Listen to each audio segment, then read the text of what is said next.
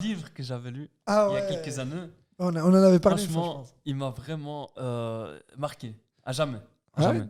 Et ce livre, c'est Identité meurtrière d'Amin Malouf. Ouais, exactement. Je pense ouais. que tu l'as déjà lu, toi aussi. Et d'ailleurs, je crois que toi qui me l'as conseillé. Ouais, c'est possible. Ouais. Donc, t'en as pensé quoi? Bah écoute, On va passer à autre chose. Mais C'était voilà, une thèse, c'est- si je me trompe pas. Comment? C'était une thèse, c'est pas un roman. Hein. Tu m'avais- non, c'était un roman. c'est un roman En fait, c'est pas vraiment un roman. C'est un livre où, Ouais. où il parle des identités. Donc, il va parler de la sienne, tu vois, de son identité à lui, du lien qu'il peut avoir avec les peuples arabes, tu vois. C'est qui sont plus des un peuples- essai en fait. C'est un essai, c'est ça que je voulais dire. Je sais pas si c'est un essai, je sais pas. Je me prononcerai pas sur le type de livre que c'est. Peut-être qu'en faisant les recherches, tu auras le qualificatif exact. Est-ce qu'on peut dire que ça se rapproche, par exemple, du livre que toi, tu m'as aussi. Tu nous as que conseillé des livres. Allez, ouais. Le voyage de Théo, c'est aussi allez, en Non, quelque non, sorte. c'est très différent. Non. Le voyage de Théo, pour raconter, peut-être commencer par les identités. S'il te bien plaît. un essai. Hein. C'est bien Un un essai. Voilà, je voulais dire un essai et pas une thèse. J'avais changé les mots. J'ai pas fini les écoles. Pour revenir sur ce que vous dites et répondre à vos deux questions. Les identités meurtrières, c'est un livre où Amin Malouf raconte qu'on a tous une pluralité d'identités en nous, tu vois, et on partage beaucoup plus avec les autres que ce qu'on pourrait croire. Par exemple, quand quelqu'un comme Amin Malouf, qui est un franco-libanais, qui est chrétien, il dit « Je partage beaucoup plus de choses avec les musulmans que ce que je pourrais croire ». Pourquoi ? Parce que je suis déjà arabe, de par mes origines libanaises. Je partage des choses en commun avec les Arméniens, les Araméens et d'autres, parce que je suis chrétien. Je partage des choses avec les Syriens, les Palestiniens, etc. Et il raconte comme ça toute son identité. Il la décrit, si tu veux, un petit peu d'une certaine façon. Et donc, moi, en tant que musulman, ça aussi, ça m'intéresse. Parce que moi, quand je dis je veux travailler avec la communauté musulmane et où elle me passionne, c'est parce qu'il n'y a pas que la communauté musulmane en elle-même. Moi, quand je me lève le matin, je me dis aujourd'hui, voilà, je sais pas moi, l'association Al-Kalima, qui œuvre pour un dialogue entre les chrétiens et les musulmans, organise aujourd'hui un événement. Ben, j'ai envie d'y participer, tu vois. En mon nom d'associations pour lesquelles je suis représentant, tu vois. J'y vais et je participe. Ça, c'est une chose. Et ensuite, pour reparler encore une fois de cette communauté qui me passionne, il y a aussi ce côté-là, comme un peu dans le voyage de Théo. Le voyage de Théo, c'est quoi ? C'est un livre, j'ai oublié comment ça s'appelle. Je crois qu'elle s'appelait Catherine Clément, je crois, l'autrice. Clément, c'est sûr, mais je me rappelle plus je crois du que c'est prénom. Catherine Clément. Elle a écrit Le voyage de Théo et après elle a écrit un autre livre. En gros, c'est 2 livres où elle raconte l'histoire d'une tante, la tante Marthe, qui va prendre Théo, qui est malade, qui est très jeune, qui est atteint d'une maladie très rare, et elle va lui faire découvrir le monde et il va aller à la rencontre de différents courants spirituels. Il va rencontrer des soufis, il va rencontrer des bouddhistes, des taoïstes, etc. etc. Et il va faire le tour du monde comme ça, grâce à sa tante. Plus tard, donc dans le 2e livre, c'est Théo qui, je crois, est un jeune médecin engagé dans l'humanitaire, etc., apprend que sa tante est malade et décide à son tour de prendre sa tante et de lui faire... il fait un tour du monde avec elle à son tour et il lui fait découvrir d'autres courants religieux et spirituels. Et c'est hyper intéressant parce qu'au final, ça rejoint ce divertissement ou cette passion que j'ai pour la spiritualité, si tu veux, tu vois, ou pour le courant spirituel auquel j'appartiens, qui est celui de l'islam. Donc on peut dire qu'on t'a résumé en 2 livres. En 3 livres. Alors, vous ne m'avez pas résumé en 3 livres, vous avez résumé une de mes passions en 3 livres, mais effectivement... Alors, c'est vrai qu'on n'en a pas parlé, on a parlé des mangas. Les mangas, c'est des dessins animés qui se lisent, c'est des livres, en gros, c'est des BD style japonaise. Et justement, je voulais en venir moi aussi. Je pense qu'on peut dire, nous 3, qu'une de nos divertissements, c'est la littérature. La lecture. Ah oui, la lecture. Ah oui. Ça, alors là, je vais vous le dire concrètement, je déteste lire. Mais vraiment, je déteste lire. Non, je te jure. Il m'a déjà dit ça, c'est vrai. Je te jure, je déteste lire. Mais ce que je déteste par-dessus tout, c'est quand on me méprise. Tu vois, comme je l'ai déjà dit dans d'autres épisodes, on vit des souffrances dans la vie. On passe par certaines épreuves. Et la meilleure arme, c'est le savoir. Tout à fait. Et je me rends compte qu'au final, tu peux lire tous les livres du monde que tu veux, tu seras toujours ignorant de quelque chose. Donc lisons.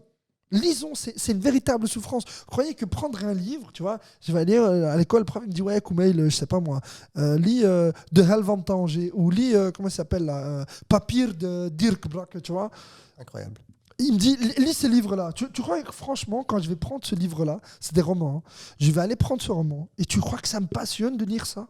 Et qu'est-ce qu'on pourrait faire pour Mais au pousser final, les gens ça à me lire? passionne pas, En fait, mais je commence, tu vois, et quand je commence, après, il y a ce... Pardon, il y a cet état d'esprit des arts martiaux qui dit, t'es un fou, quoi, toi? Tu vas abandonner maintenant? On parle en langage bruxellois, là, je me parle à moi-même. T'es un fou, quoi? T'es un homme ou pas? Bah, assume maintenant, finis-le, va jusqu'au bout. Et je commence le livre, et puis il y a ce petit côté en moi, tu vois. On me fait souvent la remarque, je suis un grand critique. Ah, là, il y a une erreur. Et tu vois, quand il y a une erreur, ça me donne envie de finir le livre pour calculer le nombre d'erreurs qu'il y a, tu vois.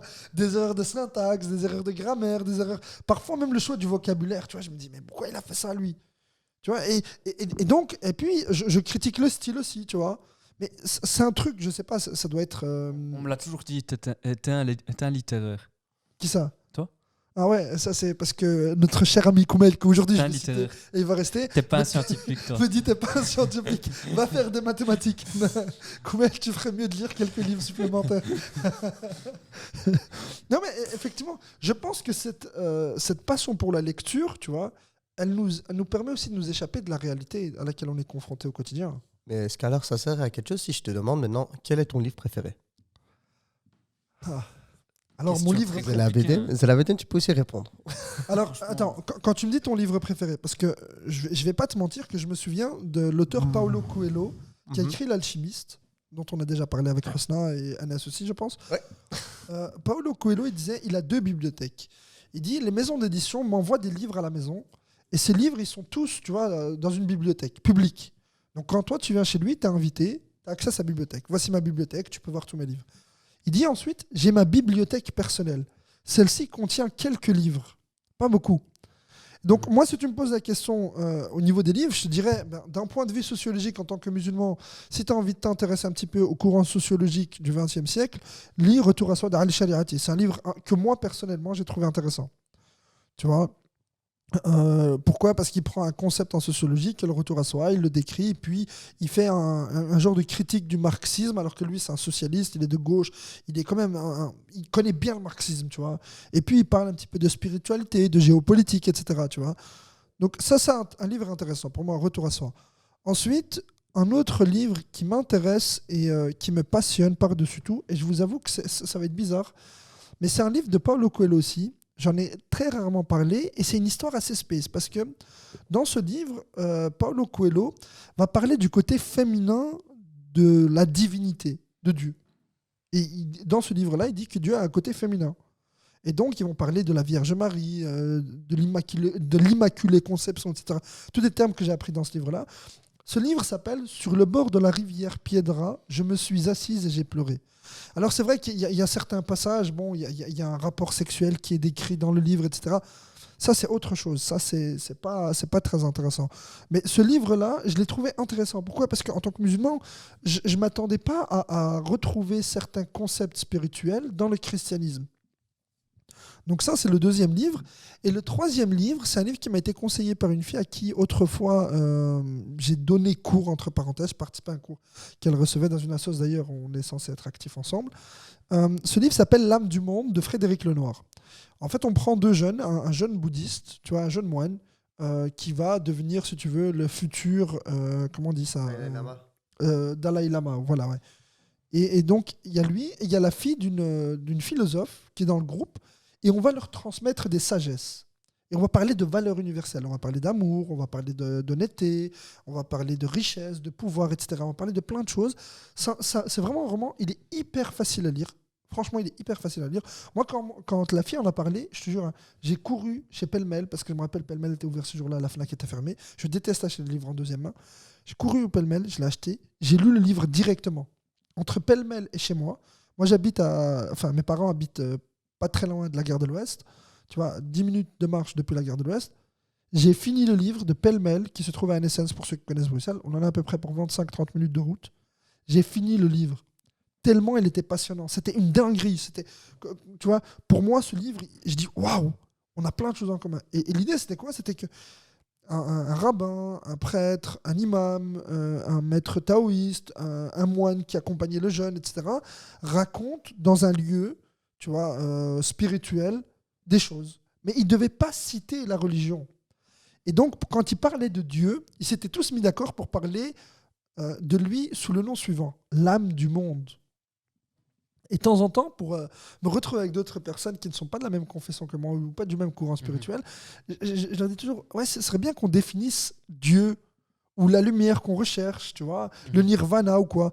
Et ben pour moi, je dirais, appelons-le l'âme du monde. Merci Frédéric Lenoir, ce livre est génial, tu vois. L'âme du monde qui a été en fait repris par Paolo Coelho, je pense. Dans L'Alchimiste, on parle aussi de l'âme du monde qui est Ah ouais, Dieu, en effectivement, fait. ouais, c'est un concept. Attends, mais attention. Ouais, mais hein. c'est universel, je suppose. Non, Hein. Non l'âme du monde, c'est un concept en philosophie. Parce que tu vois, l'alchimiste, ce qui est bien, c'est que c'est un roman philosophique. Bah oui, c'est vrai, c'est vrai. Et donc, l'âme du monde, c'est aussi comment dire, un roman philosophique. Par exemple, dans l'alchimiste, on va parler de la pierre philosophale, comme dans Harry Potter, tu vois. Cette fameuse pierre qui permet à son détenteur de vivre éternellement, tu vois. On va parler aussi la fameuse phrase, tu vois, qui sème le vent récolte la tempête.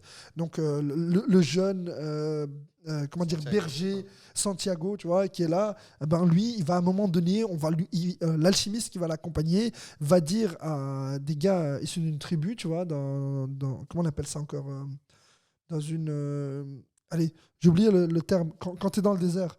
L'oasis. Ouais, dans une oasis, il va dire à des guerriers, il va leur dire, ouais, voilà, vous voyez ce jeune-là, ben lui, il peut se transformer en vent. Ah, comment? Et tu vois, et lui, il va apprendre à parler à l'âme du monde, et l'âme du monde va commencer, parce que tu sais, dans le désert, il y a du vent. Et donc, il y a des tempêtes de sable. Et donc, lui, au bout d'un moment, il va se déplacer au moment où il y a la tempête de sable. Et donc, il va s'éloigner. Et donc, ça va donner naissance à cette fameuse phrase « Qui sème le vent récolte la tempête ». Tu vois. Donc, franchement, ces passages, ils sont passionnants. Hein. Bon, les gars, vous m'avez démarré sur la lecture. Je suis parti. Mais non, c'est ça, mais Zalabine, est-ce que tu as eu le temps de réfléchir à un de tes livres préférés, ou trois, ou Il y en a plusieurs, deux? mais il y a un livre qui m'a encore marqué. C'est Eldorado. Je sais pas si ça vous dit quelque chose. Non, ça me dit rien. Non. Qui Pour a moi, été c'est à écrit- côté de la ville de Bogota, ça. qui a été écrit par Laurent Godet. C'est un livre qui raconte l'histoire de migrants qui veulent faire le passage entre l'Afrique et l'Europe. Il y a deux groupes de personnes. Un groupe qui va réussir à passer la frontière et un autre groupe qui va pas réussir. Et il y a une histoire émouvante entre deux frères qui vont faire le voyage ensemble jusqu'à un certain point.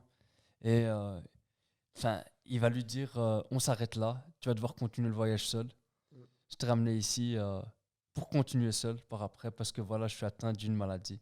Ah. Et il fait le retour seul aussi. Et finalement, il apprend qu'il est décédé de sa maladie. Ah ouais. Et ouais, c'est un peu Il a plus spoil la fin, mais d'une ses manières. c'est un peu plus triste. Il y a un second livre qui m'a marqué. C'est À l'Ouest, rien de nouveau. Je ne sais pas si ça vous dit quelque chose. Non, ça aurait- Après, je dois dire que moi, Anas, on est néerlandophone, c'est peut-être Ouais. pour ça aussi. Hein. Je pense. Merci, Alec. Après, j'ai Bonsoir, d'autres goûts. Ça, c'est À l'Ouest, rien de nouveau. Je crois qu'il a été écrit par Eric Maria Remarque. Ça me dit vraiment rien, cette heure. C'est un très grand écrivain. Ne Très dis grand pas que c'est du écrivain. genre de Marc Lévy, hein, parce que je te tape. Non. Parce que Marc Lévy, quand on me dit que c'est un grand auteur, Non. vas-y, s'il te plaît, arrête tes Ça- bêtises. hein. Franchement, un très beau roman qui raconte l'histoire d'un jeune soldat allemand Mhm. qui raconte. Donc, c'est le jeune soldat allemand qui raconte la Première Guerre mondiale vécue par lui. Et il veut vraiment la paix, en fait, finalement. Il veut vraiment la paix et mettre fin à la guerre. Voilà, bah Donc, écoute, je vous en dis pas plus. Je voudrais vraiment que vous le pa- lisiez. parce que les gars, je vois que ça fait presque 1 heure qu'on Eh, enregistre. on dirait pas. Hein. Ah Ouais, donc on va demander à Anas ces Mais- 2 livres à lui. Attends, 2 secondes. Hein. Ça serait bien que Je remets la caméra dans, ou pas dans le futur, on Ouais, puisse ouais, vas-y, faire. ouais, tu peux faire. Ça serait bien que dans le futur, on puisse faire une petite catégorie lecture et qu'on discute de nos lectures, en fait, finalement. Parce Alors- que ça peut prendre beaucoup de temps et c'est vraiment, franchement, utile pour les gens. Alors, moi, je sais que la lecture, ça passionne toujours autant les gens, tu vois, même si beaucoup n'aiment pas forcément lire, tu vois. Mhm. En tout cas, je pense qu'on on décrit la lecture comme étant un fardeau, tu vois. Mhm. Mais moi, Anas, je sais que c'est un passionné de lecture aussi. Hein. Anas, c'est incroyable. Le nombre de fois que je l'ai vu avec un livre chez lui à la maison, mais des livres en anglais, en néerlandais, en français, tu vois. C'est un type qui lit. Tu vois, pour parler en langage bruxellois, on dit un type, on dit pas un gars. Et Anas, le sale type, tu lis quel type de livre? Moi, c'est surtout les romans, mais là, je suis en phase où j'ai pas envie de lire. Enfin, je pense que tout le monde vit une phase comme ça où Bien sûr. tu as envie de lire, et à un moment où tu plus envie de lire et tu es là, Tu te dis non, pas envie. Mais qu'est-ce qu'il y a? Je te regarde, je t'écoute. Ah, t'es en train de me juger là. Là, t'as vraiment juste. Il m'a jugé parce qu'en fait, au début, lui, il disait lui-même personne n'aime lire. Ben, moi, j'aime bien lire. Et si je suis dans la phase où j'ai pas envie de lire. Non, mais je comprends. Ouais. Tu te rappelles d'un livre qui t'a marqué par exemple? Celui qui m'a marqué, franchement, il s'appelle Un cœur qui a appris à battre. C'est par JFK, non pas JFK, KK Kennedy. C'est une autrice de Grande-Bretagne. Et Non, nous aussi, on utilise le langage inclusif. Une autrice. On dit une auteure avec un E à la fin. Non, mais autrice, c'est devenu un mot officiel. Ouais, mais c'est le langage inclusif. Ah c'est oui. ça, ouais. Oh, voilà. Ouais. Et en fait, ça parle de la mort qui apprend à aimer. Ah ouais, ok. C'est un concept un peu flou et très bizarre, mais franchement, ce livre-là, tu vois en fait l'amour d'un autre sens. Parce qu'on apprend aussi en même temps que la haine et l'amour, c'est deux sentiments qui se rapprochent, en fait, qui sont beaucoup plus proches qu'on le pense. Et, Ouais, je peux entendre ça, je peux l'entendre. Ouais. et ce livre-là m'a fortement marqué. Je pense même que j'avais lâché une petite larme à ce moment-là, à la fin du livre, parce que c'était très triste, parce qu'ils font une référence au début du livre. Et incroyable, franchement, très, très beau livre. Ensuite, je dirais la Sainte Évangile de Eric Smith.